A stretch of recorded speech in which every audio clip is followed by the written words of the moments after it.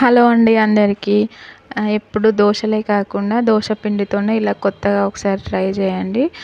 Taste మాత్రం బాగుంది. మెత్తగా స్పాంజీ లెక్క వస్తాయి. దోశ పిండి ప్రాసెసే కానీ కొన్ని అటుకులు అయితే ఎక్కువ వేసుకోవాలి. ఎక్కువ వేసుకుంటే ఇలా మెత్తగా వస్తాయి. దీనికి కాంబినేషన్ పల్లీ చట్నీ కానీ టమాటా చట్నీ కానీ వేసుకోవచ్చు. సాంబార్ ఉన్నా కూడా దాంట్లో వేసుకోవచ్చు. సేమ్ దోశ పిండి బ్యాటరే, కాకపోతే కొన్ని అటుకులు వేసుకోవాలి.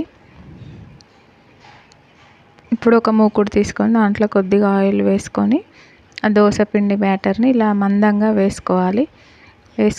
దీంట్లో ఆనియన్స్, క్యారెట్ తురిమి వేసాను, కరివేపాకు, జీలకర్ర అన్నీ వేసాను. టేస్ట్ ఇంకా బాగుంది. మీరు కూడా ఒకసారి ట్రై చేయండి. ప్లీజ్ వీడియో నచ్చితే మాత్రం సబ్స్క్రైబ్ చేసుకోండి. Bye bye.